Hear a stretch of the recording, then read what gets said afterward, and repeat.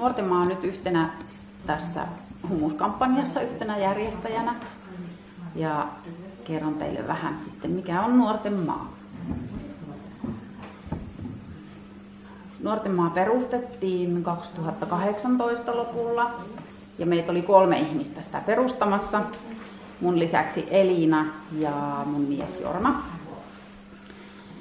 Ja me perustettiin niin sanotusti Suomen Nuorten maa. Nuorten maa on kansainvälinen järjestö, jolla on verkostoja, niin kuin äsken vähän kerroinkin, niin Afrikassa ja Väli-Amerikassa ja Kanadassa ja eri puolilla.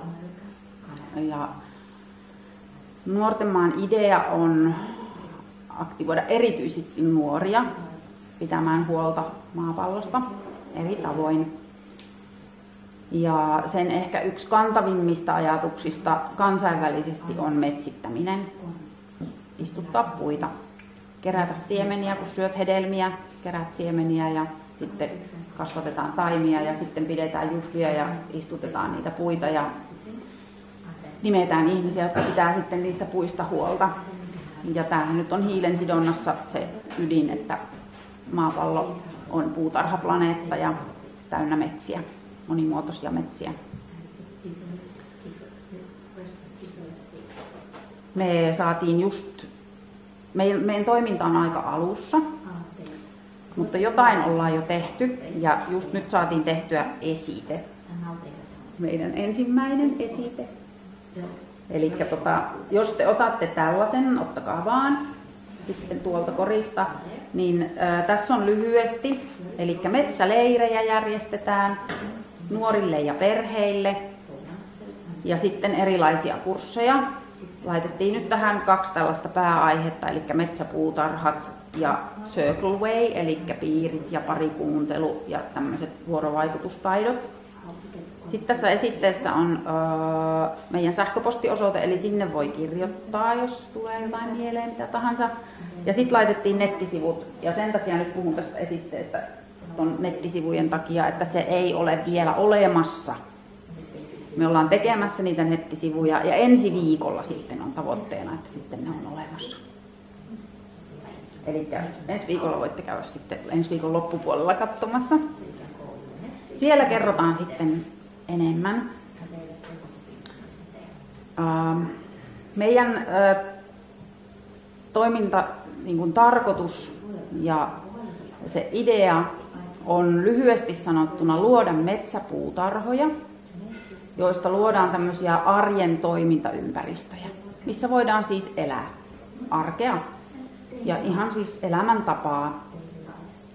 Ja tarkoituksena on tutkia ja kokeilla ja opettaa alkuperäiskansojen tietoja ja taitoja. Soveltaa niitä tänne meidän Suomen oloihin eri puolilta maailmaa opittuja alkuperäiskansojen tietotaitoja. Me sovelletaan myöskin tätä kestävän elämäntavan koulutusohjelmaa, eli niin sanottua KEKO-koulutusta, joka on maailman ekokylien järjestön luoma opetussuunnitelma, ja jota kursseja esimerkiksi Keuruun ekokylässä on järjestetty vuosia sitten. Ja sehän koostuu siis henkisestä ulottuvuudesta, sosiaalisesta ulottuvuudesta, taloudellisesta ja ekologisesta ulottuvuudesta. Eli periaatteessa elämänkirjo kestävän elämäntavan niin kuin näkökulmasta. Ja näin ollen tavoitteena on sitten niitä kursseja järjestää tulevaisuudessa oikeastaan kaikenlaisilta elämänaloilta. Meidän perusarvot on aitous ja luonnollisuus, joihin pyritään, ja sitten kunnioitus. Eli opetellaan kaikkea elämää kunnioittavaa elämäntapaa. Ja nimenomaan opetellaan. Sitten meidän toiminta on, tavoitteena on, että se on tervehenkistä ja se on päihteetöntä. Ja se päihteettömyys on yksi tärkeä arvo. Halutaan tarjota nuorille sellaista toimintaa, jossa elämä on parasta huumetta. Ja ehkä tässä on lyhyesti. No voisin vielä sanoa siitä, että me ollaan nyt saatu apurahaa Kiitos ihanien takatuuppareitten ja avustajien, kuten Tiina ja Marika ja Pirkko, muun muassa tämän humuskampanjankin kautta, mutta Tiina sanoi meille, että hakekaapa apurahaa, että tästä tämä nyt lähtee tämä juttu. Me saatiin Alli Paasikiven säätiöltä ihan hyvä apuraha järjestää ensi kesänä metsäperheleirejä. Eli tavoitteena on järjestää nyt sitten 2 5 päivän metsäperheleiriä. Ja sitten vielä ennen niitä semmoinen nuorten viikonloppu, jossa nuoret koulutetaan olemaan metsäperheleireillä avustajina. Ja sitten on ollut kyselyitä, että pidettäisiin kurssia metsäpuutarhan perustamisesta, eli näistä alveolipuutarhoista, mitä me tehdään. Ja varmaan sitten keväällä järjestetään tämmöinen alveolikurssi myös. Onko jollain jotain kysyttävää?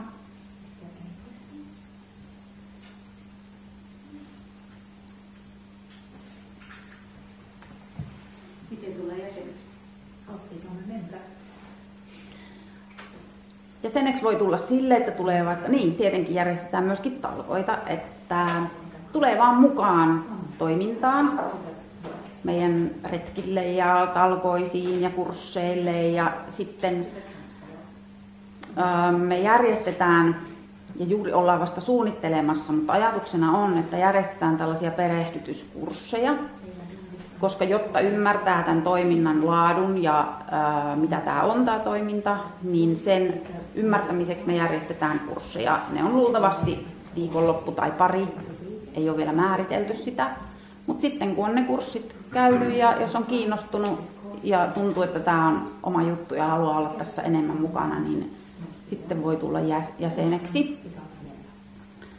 Ja tietysti kannatusjäseneksi voi tulla.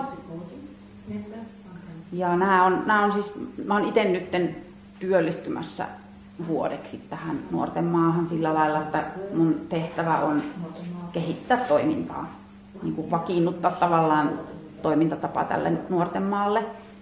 Niin yhtenä tehtävänä on nyt sitten miettiä tämä jäseneksi tulemisen prosessi myöskin.